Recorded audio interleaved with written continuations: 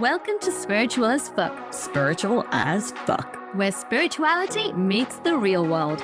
I'm Liz Volpe, social entrepreneur, psychic medium, teacher, and founder of the Intuition Academy. I am passionate about inspiring people to dream big and change the world. I'm Diane Driscoll, a coach, facilitator, keynote speaker, and self-directed healing practitioner.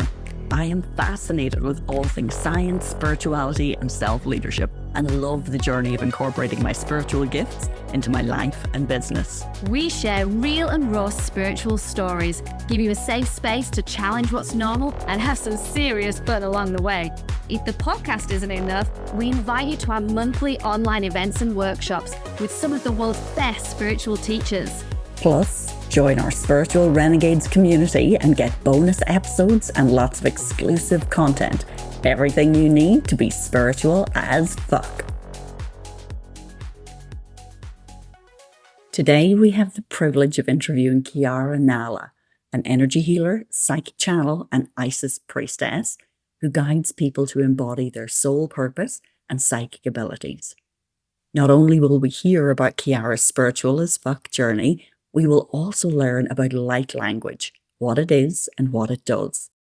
Chiara also gifts us with 2 light language transmissions, a Lemurian soul remembrance transmission and a Pleiadian transmission to clear and open your throat chakra. We recommend that you listen to these transmissions when you are in a safe and comfortable location. And to get the most out of this experience, we also recommend that you watch the video of this episode to view the incredible encoded hand gestures that accompany these transmissions. Okay, welcome back, everybody. We hope you're having a really great month so far. And today, as always, we have brought along a really incredible guest. And this beautiful girl, Chiara, is someone that actually first I came across via social media. And as you do, when you've got nothing to do, scrolling along, suddenly I'm looking at Chiara doing light language via social media. I believe on one of your stories, Chiara. And it actually stopped me in my tracks because at that time I was like, what the hell is this? What is this? Wow. And I remember being completely just captured by your presence and what you were doing. And it automatically opened this big door of questions. And then, I went down loads of wormholes, like, what is this? Can I learn it? All sorts. So firstly, welcome. Thank you so much for being here today with us. Thank you so much for having me. I'm super excited to be here and to talk about this amazing topic. Yes, we can't wait because Diane and I have got so many questions. And I think, though, to start with, it'd be really cool to explore childhood, actually, because many of our guests who, have got these incredible talents and gifts as an adult seem to always have these telltale signs that have come through at childhood. And you grew up in Germany, I believe. What did life look like then? And, looking back, do you see these psychic gifts or anything starting to show? Yeah, absolutely. So I grew up in Berlin in Germany, so the biggest city we have. And I would definitely say, looking back now, that there were a lot of signs. But looking back, I can also see that I started to suppress and just completely shut down everything I was doing. And I think as a child, I was super sensitive. I was really, really sensitive to energies, to big crowds, to a lot of people around me. And I mean, back then, I couldn't really make sense of it. I just knew that it felt uncomfortable for me. And that even, when I didn't feel comfortable at someone's place, it was more than just not wanting to be there. It was really the energy and the energy of the people. And so it was quite hard for me to be around lots of people. But also I mean, I grew up in a very non-spiritual environment. So my parents are not spiritual at all. Like they believe in what they can see, and that's basically it. And that's how they were brought up as well. And there was, like everything around like crystals or anything magical was basically, not real. And for me, I was always so interested in all of that. Like I was really interested in crystals. I always wanted my parents to buy me crystals everywhere we went. And I even kind of forgot about that until my mom like showed me this like huge crystal collection that I had. Oh, wow. When I was super young, and I completely like disconnected from that part of myself. So I didn't even really know that anymore until she showed me.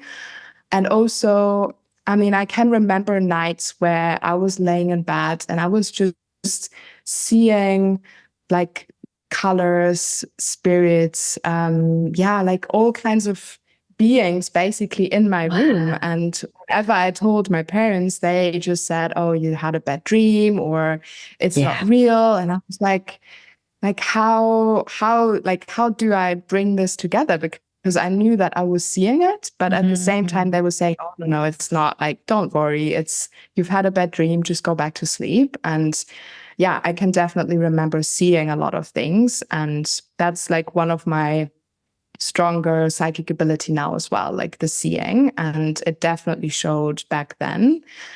And I think also, just I was really tapped into things that were going to happen or how situations were going to turn out. And I think for me back then, I just thought that's normal. Like that's how people, like that's how everyone works, basically.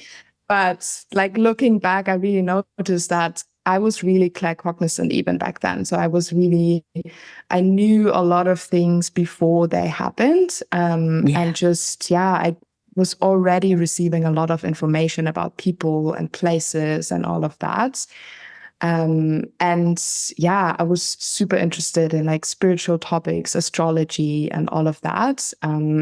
But it wasn't really something that other kids were necessarily interested in. So I kind of oftentimes felt like the outsider or like there's something wrong with me. And I really tried to, like, over time to fit in and just kind of be like everyone else. And that really made me disconnect from all of that for a really long time, I think, because I so deeply just wanted to be accepted. And I noticed that the way I was back then just made like other kids laugh about me or make fun of me. And obviously, like as a child, you don't really want that. So you like desperately try to kind of fake interest for the things that they were interested in. And so I kind of just went through school and high school, and luckily it was super easy for me to learn. So that wasn't an issue, but like the feeling that I'm not normal or that I'm the weird one, that kind of definitely was there for most of my childhood and like teenage years. But I would definitely say like all of these gifts have come back, and now I'm super grateful for that, because it's literally just what I love doing and what I can spend my time doing now.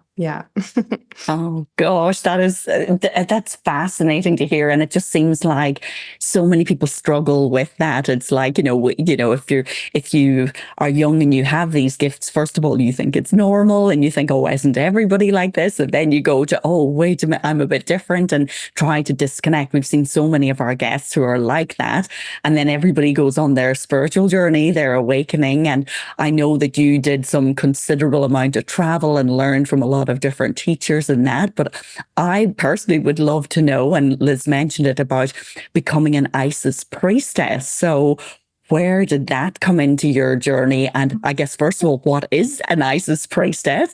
How do you become one? And what do you do as an Isis priestess? A lot of questions. So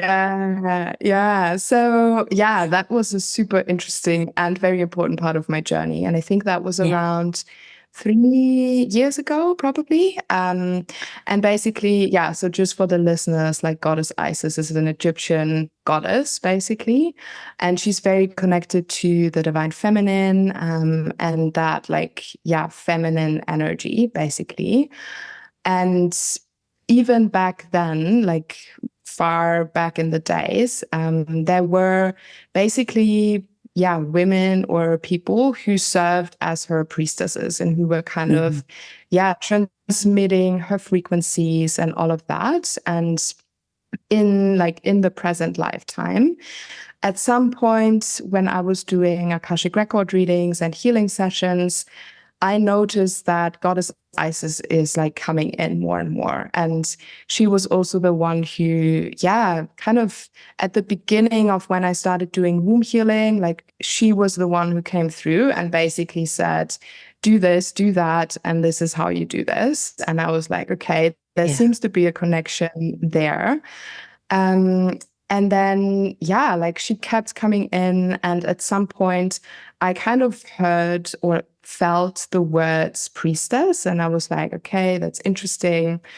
Don't really know what to do with that. And then a few days later, a teacher of mine who also, who I kind of learned channeling with, she actually is an Isis priestess as well. And she, basically launched a priestess initiation journey where you're basically, and she basically channeled a lot of the teachings and the practices that, Isis and her priestesses did back then in the Egyptian temples.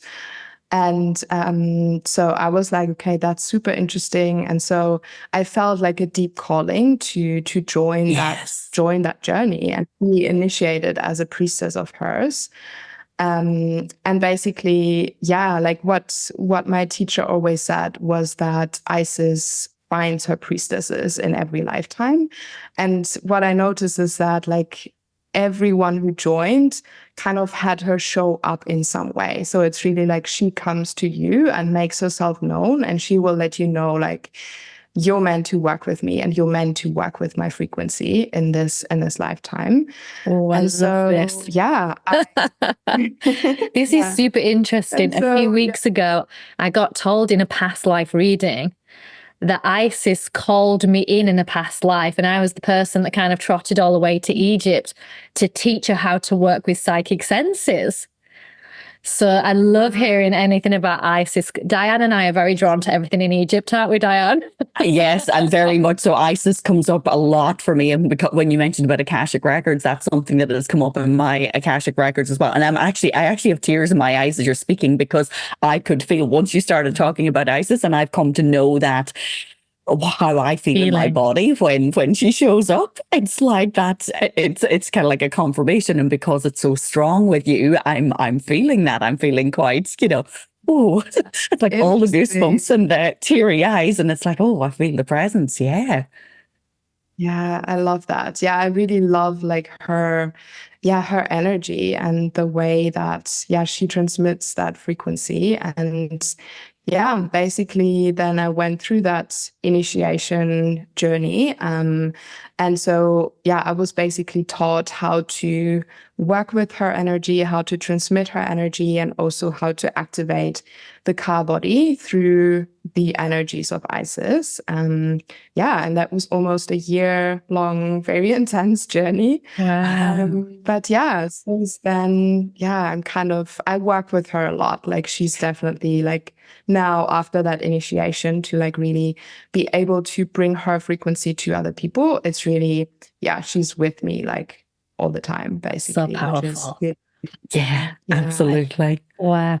I'm interested to hear then, when did light language show up in your life and how did that happen? Yeah, that was an interesting one as well. So I think the first time, the way it started for me, like I first started channeling. So the first thing I did, and also the first thing I offered in my business, were Akashic record readings. So I was basically just channeling information from the Akashic records, but I wasn't doing any kind of healing or anything like that. And then at some point, like during sessions, and it was around the same time where also the healing started kind of showing up. I noticed that during some of the Akashic record readings, I felt this weird like pressure in my throat. And I really felt like something wanting to come out. And I think because I had heard other people speaking light language, so I kind of knew what it was. But I was so scared to actually let it come out in sessions, at least. So I really suppressed it at first because I was like, oh, what are they going to think? And all of that. I mean, even though like these people were there for the Akashic record readings, but still like, and the light language for me was like, no, that's too much. Like, you can't do that. Like, people are just oh my God. I mean, you're completely I can only just imagine, because I mean, I've had that throat thing. Diane knows this. And I'm like, stay back. I'm like gulping it down. Like, what is that? I'm not ready to go there.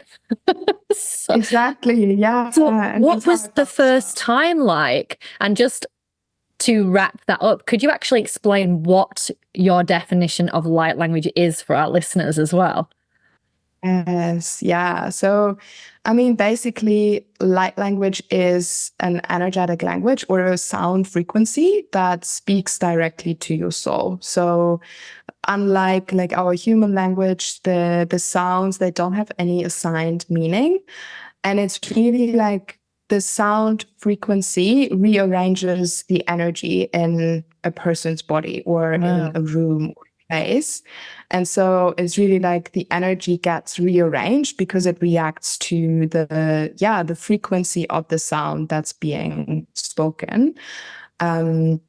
And I mean, light language can come through in different forms. So for some people, it's really the speaking. Some people sing it, but it's also, and I do that as well. Like some people do these like hand movements. And the way that works is basically it connects to the energy of the person. And again, it rearranges like patterns and energies in that person's energy body, basically, like in the quantum, which then has an impact on the physical body. And some people paint light language and or like write it or draw it, so like make like super beautiful symbols with it. And like you can feel it, like something happening in your body just by looking at it. And so it's basically like a quantum language that speaks directly to your soul and supports you in clearing blocks, activating things, activating soul gifts, all through, energy, basically. And I think the first time it actually started coming through, or I let it actually happen, was when I was channeling for myself. Because then I felt safer to actually let it out. Yes, like, okay, this sounds so weird. Like, am I making that up? Why is this happening? And I think I needed to like let it happen a few times before I felt kind of comfortable enough to do it in front of other people. And I think the first person I did it with was like a friend of mine that I practiced channeling with. And at that point, I was like, okay, I'm just going to let it out and see what happens. And she was like, oh my God, what did you do? Like, I could feel that in my body. And from that point, I felt more and more comfortable to actually, speak it in front of like clients or other people. But it definitely took some time for me to not be like, okay, what are they going to think? Like, this is really weird. But like just noticing the reactions of people, I could feel like, like I'm meant to bring this through because it does have an effect on people. And so at some point I just kind of surrendered and was like, okay, whatever, I'm just gonna do it and let everyone think whatever they will think. So how long was that process from when you were first, say, feeling, the throat coming up, deciding then, okay, I'm going to do this in the privacy of my own four walls, and then going to just embracing it and surrendering? How long was that period? I would say, I mean, the first time I could felt that throat to like the first time I actually let it out for myself, I think that was quite quick because I felt quite safe to just do it by myself. Yes. Yeah. So probably like a few weeks maximum until I stopped suppressing it. And then I think it took another few weeks for me to like really be okay. I'm just going to try it out with a friend. And then, a few weeks after that, I think I did like a free group healing session. And the sensation was so strong. And I could hear my guides saying to me, you need to bring this through. Like, please do it. And so I was like, okay, I didn't plan this. I didn't want this, but I'm just going to listen and trust. and trust that like there's a reason why. Yeah. Oh, wow. Yeah, that leads really well onto my next question because, again, not knowing too much about this, but what's coming into my head is, but where does it come from? And do you work with your guides, in this process? Like, where do you think it comes from? Yeah. So for me, it's always like given to me by some of the beings or the guides or the goddesses that I work with. Right. So basically how it happens is that I can either see or feel like a specific energy coming in, for example, goddess Isis or some star beings or any kind of being that I work with or that's there for the client that I work with. And they basically show themselves as energy. And I can just feel that there's something that they want to bring through as light language. And so I basically channel the energy or the frequency from these beings that are coming through. And so, I'm basically translating the energy that they're giving to me into sound or into sound frequency. And when I say translating, I'm not like doing this very consciously, but it's just an automatic thing that happens. Like they bring through the energy and I just let it come out as light language. So it's always coming from some kind of guides or beings that I work with and that have something to share with the people that I work with. And do you always get a sense that it's like, I think for me, and this is one of my own reservations about light language, it's like, okay, when I can't understand it, so this is my thinking brain kind of overriding here. It's like, if I can't understand it, who's to say that it's all good stuff that's coming through? Did you ever have any point in you that wondered, oh, is this a good thing? Or do you just know, and I guess working with guides anyway, that you know who you want to work with and who you don't want to work with? But was there ever a point where you felt you were a bit concerned or you needed to filter through some of this that was coming? Yeah, that's a really good question. And I think, so for me, like in general, what I always do before I do any kind of channeling is like a lot of protection and a lot of, kind of preparing myself. So whenever an energy comes in, I can feel already if it's like an energy that's actually going to serve me or the people that I work with. And if it's like a high frequency, or if it's like, I can feel if it's a darker energy or something that's not meant to be there, basically. So before I bring anything through, I always check if like the being that's coming through is like an actual light being, basically. Whenever an energy is there, I will definitely check that. So I know that it's definitely something, of the light. And then for the meaning, that's an interesting one as well, because people always ask me that, like, but what does it mean? Like, can you translate it? And while most of the time you can't like translate it word for word, I always get the intention. So they always tell me like, this is meant to do this and this. And so, for example, like they will tell me, okay, this is to, I don't know, like open the heart chakra, or this is meant to, I don't know, activate dormant soul codes in a person's body. So they will always let me know like what it's actually supposed to do and what it's for. And the thing is, because I'm clairvoyant, I can also see, like, as I'm speaking it, I can see how the energy affects a person's energy body. So I kind of observe what's happening, basically. And then sometimes, and it happened a few times, it doesn't happen always, but sometimes it's almost like I get it simultaneously translated in my mind while I'm speaking it, which is a very like weird experience, because it's like I'm speaking the light language and at the same time I'm getting like whole sentences of what I'm bringing through as energy. But it doesn't happen often. And like I asked my guides about that, and they basically said that we don't really need to understand it on like a conscious level, because it's meant to work with your energy, with your frequency. So yeah, but I mean, obviously, like the human mind always wants to like that. We want to know things.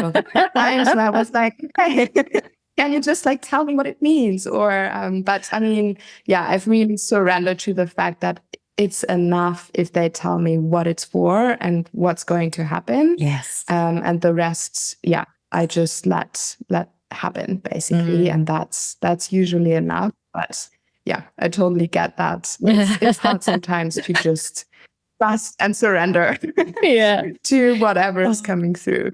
Yeah. Can you do it the other way around as well, Sam? So you almost saying, well, I would like to bring through some light language on this, or, you know, for a specific reason. So can you ask as well as then just get given it based around a certain intention?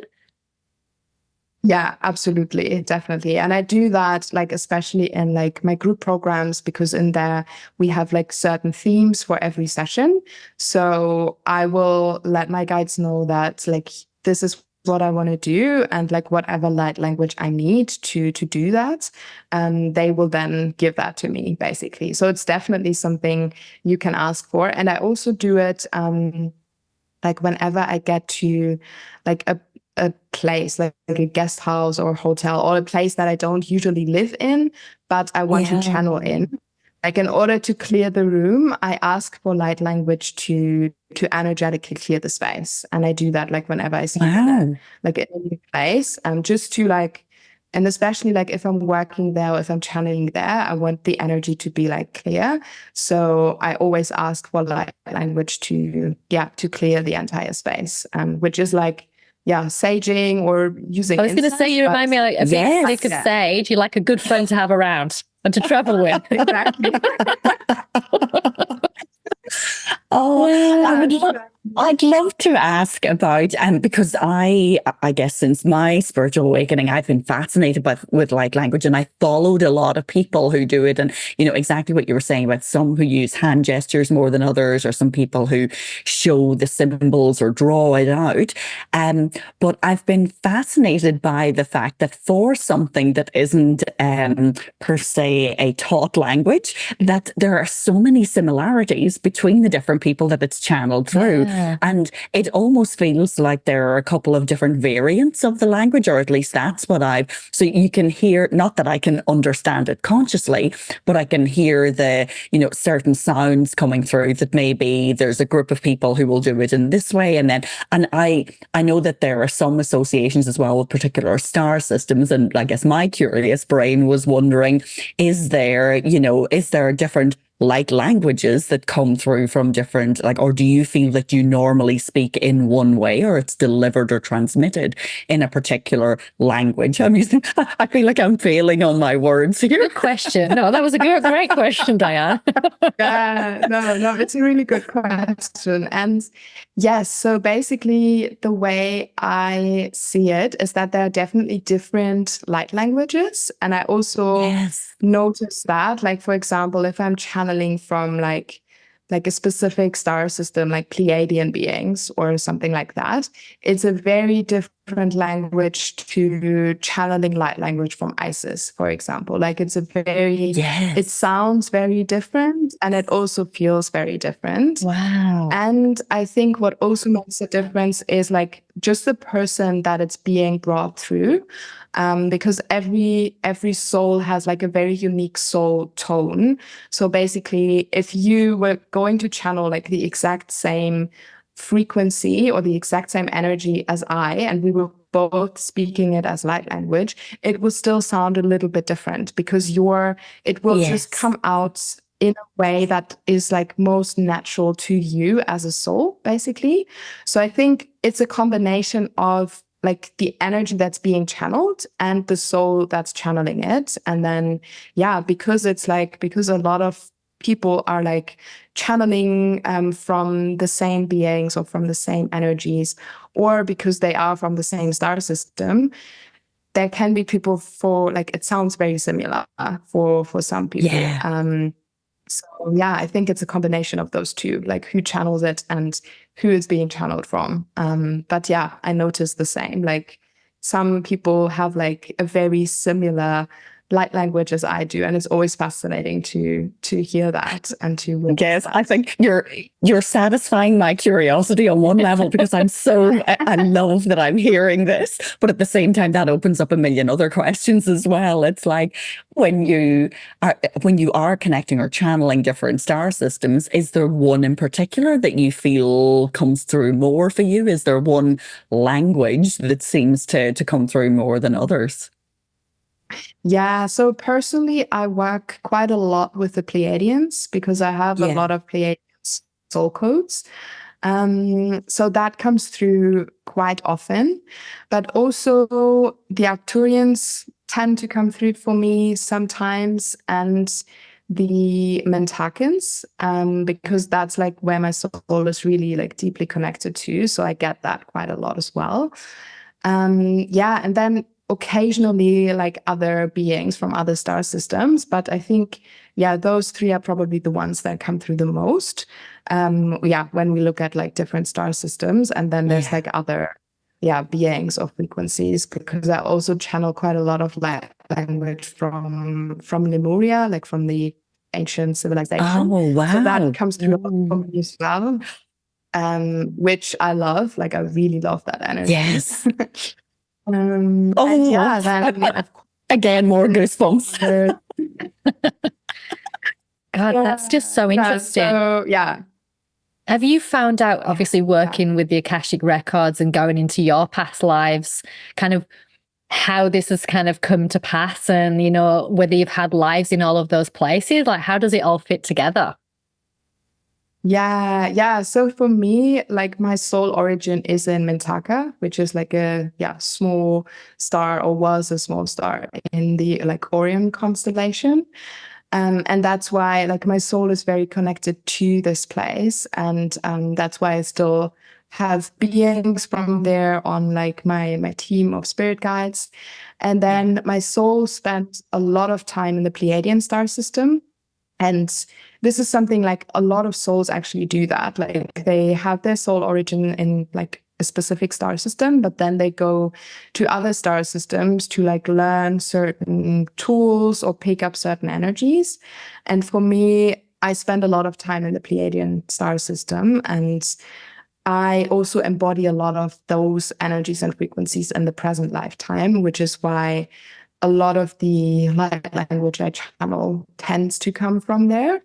And then with the Arcturians, like I saw some lifetimes or some times where I spend time with the Arcturians or in the Arcturian star system, which is why I still have connections there, or I already have like the soul codes to connect with them. And then Lemuria, I've gone back to lifetimes I had in Lemuria.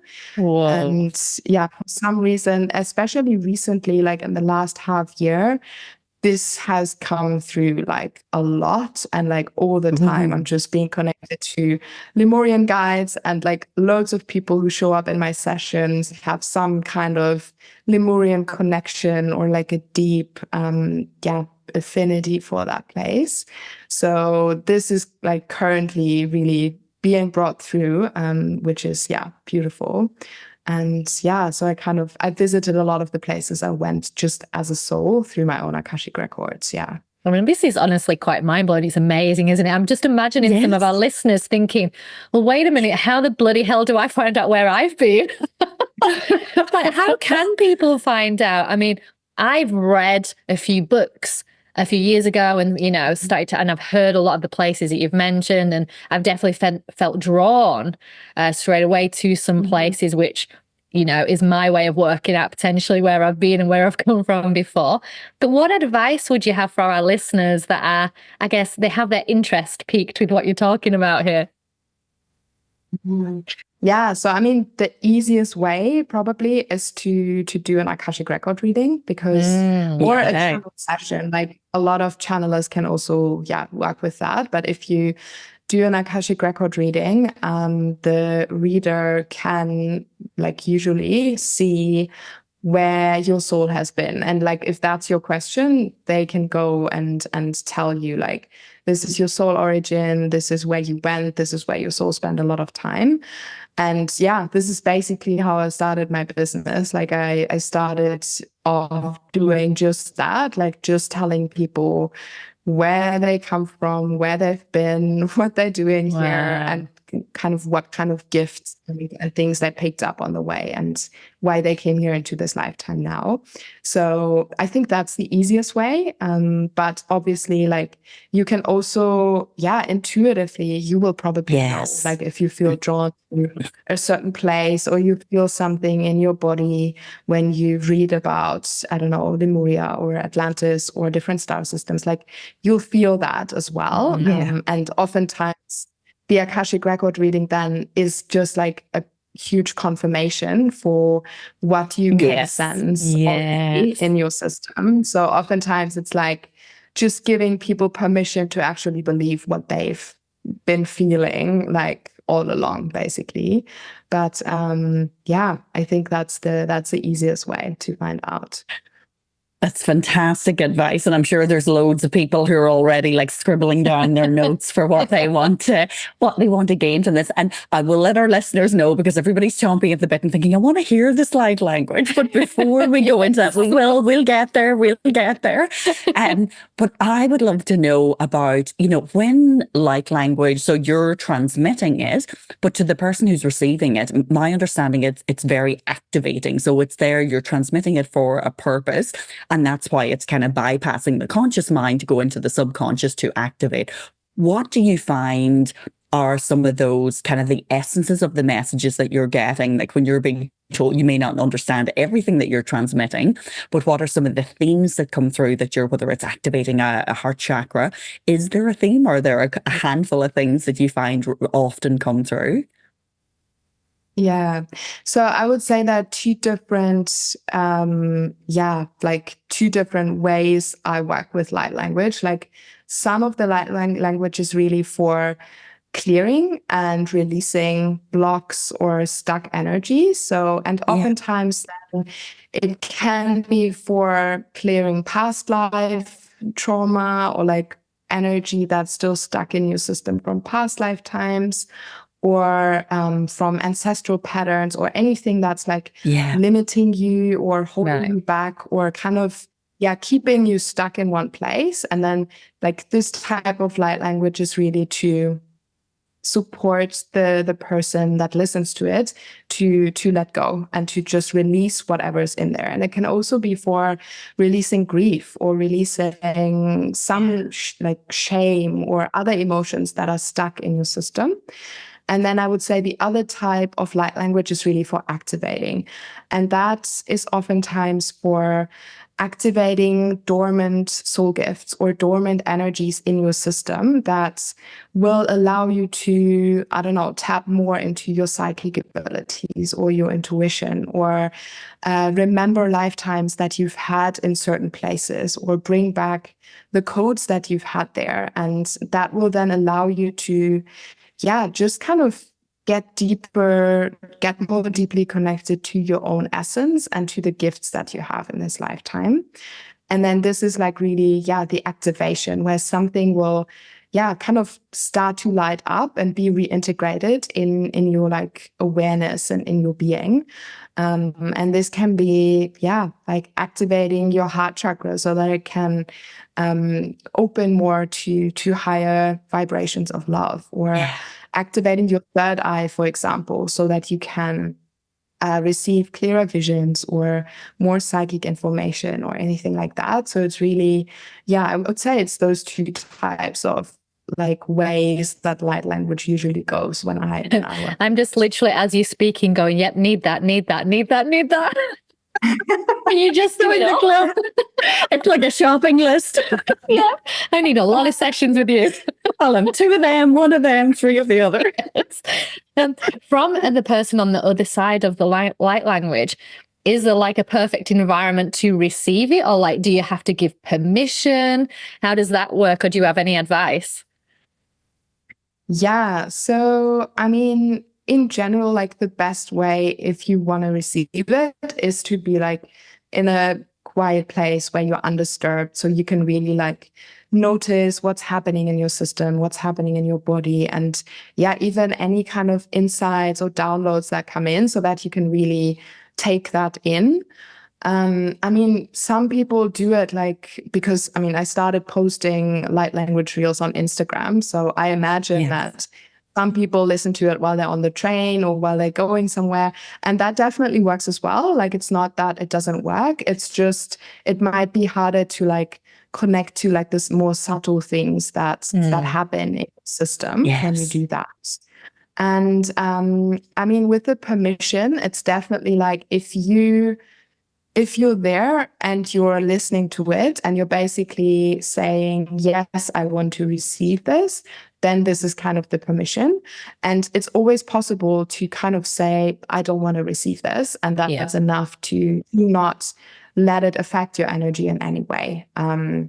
So you can definitely like, if you just have the intention to, yes, I want to receive this, that's definitely enough to get it. And if you, for some reason, don't feel comfortable, or you don't want it, you just kind of say, I don't want to receive this. And that's enough for your energy to be like, that's great. That's so good to know. Cause I'm guessing some people who might be driving right now might be like, oh, holy shit, I really want to get this, but now's not a good time. So perhaps if that's you, that's fine. You can just switch off and have a listen and then come back at another point.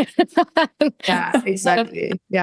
But we would absolutely love if you wouldn't mind sharing a little bit of light language for our listeners.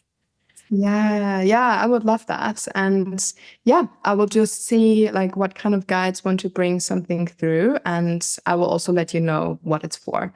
So that's, everyone. Amazing. Thank you. And see, what happens in their body.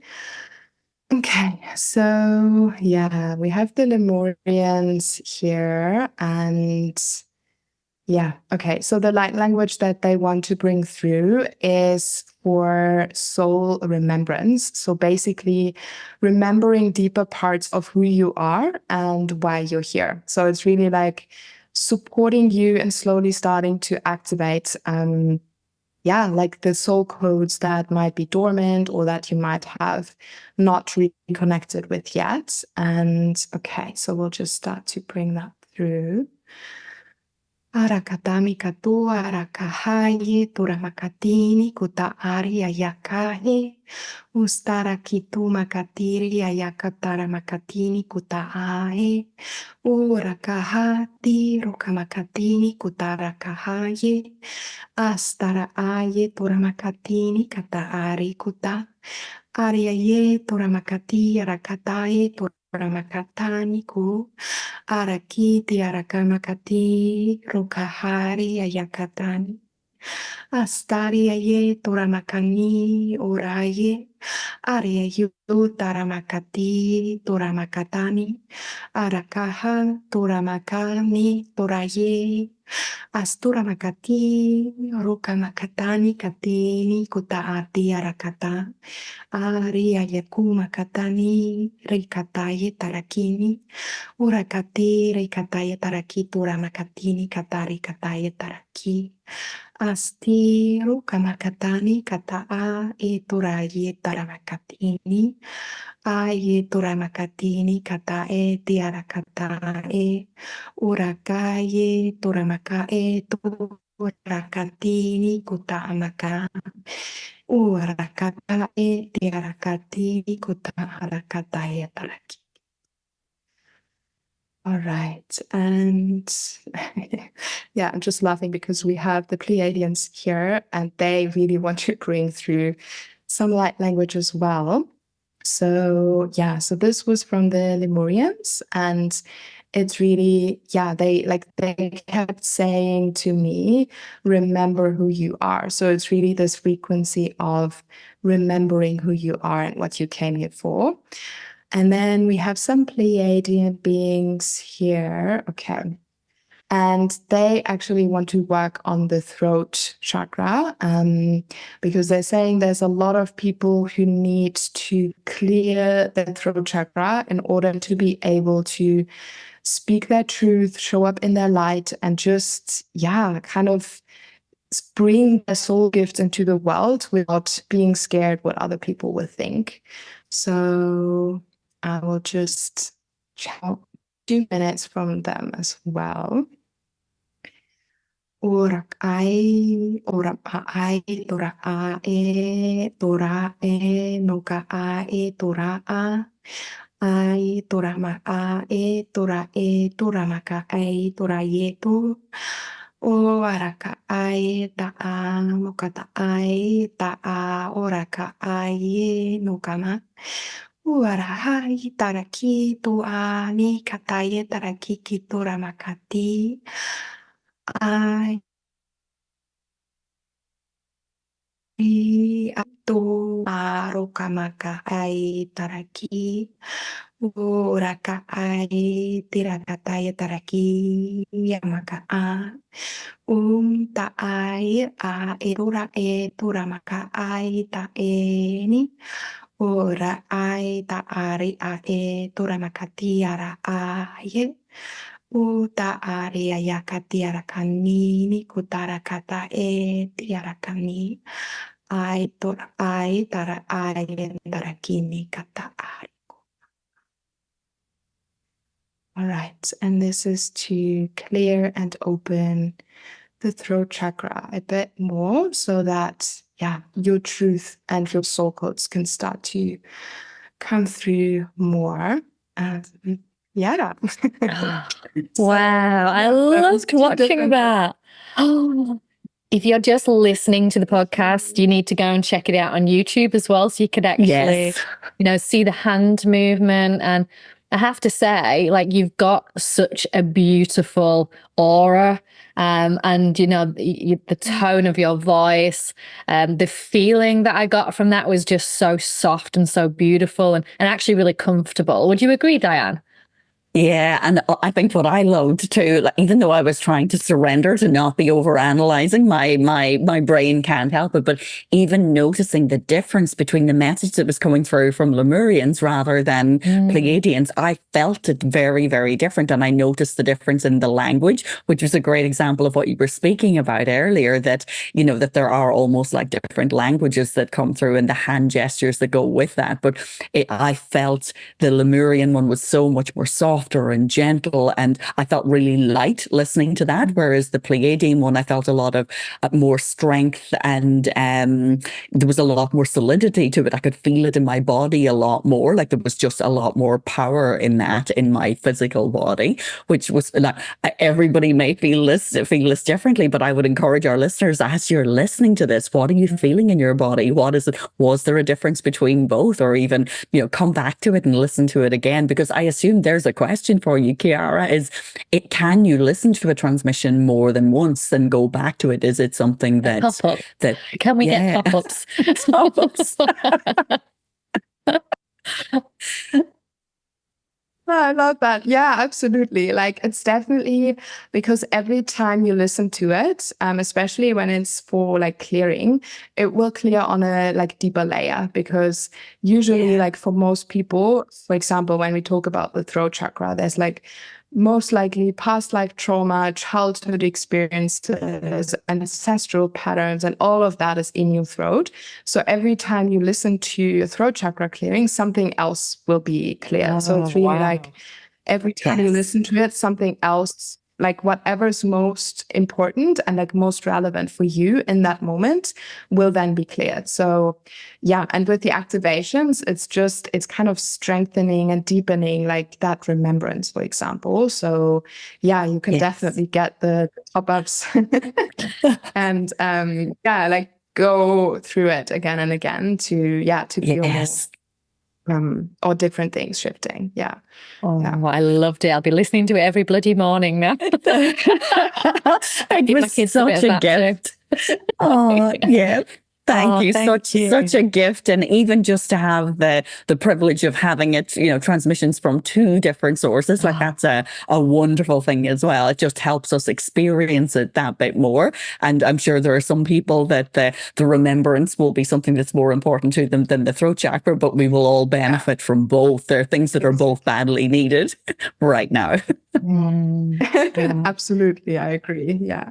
Yeah. And I feel like a lot of our listeners are definitely going to be wanting to check you out. And we will obviously put all of your information in our show notes and encourage everyone to head over and watch more of your reels and check out the programs that you're running as well.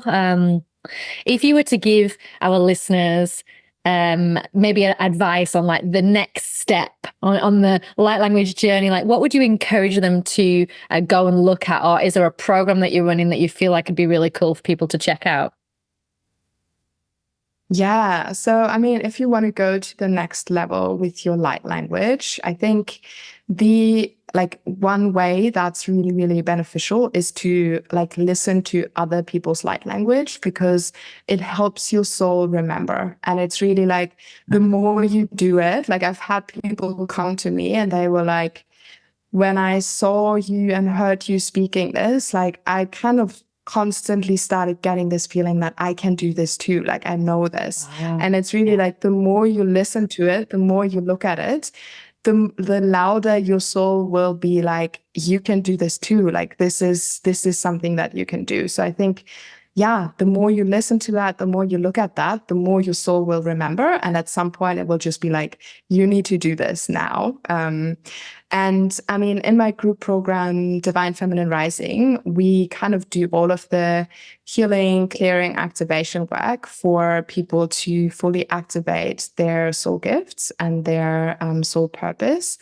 And we also have a session where we work specifically with light language, so that we activate people's light language and really clear any blocks that are holding them back from speaking their personal light language. Because yeah, most of the women who are in my program, they want to do that too, or they're like on the brink of, I know it's somewhere, but I can't bring it out, or I'm too scared, or yeah, whatever might be there. So in that program, we do that work as well. So yeah, if you really want to go deep, that's a good option as well. Amazing. Wow, it just sounds like you're doing some super cool stuff, but some really important work in the world. And yeah, Diane and I want to say a huge thank you. That's just been a pleasure and so interesting to learn about something new as well. And I really feel like you're the perfect person to deliver this today. Like, absolutely.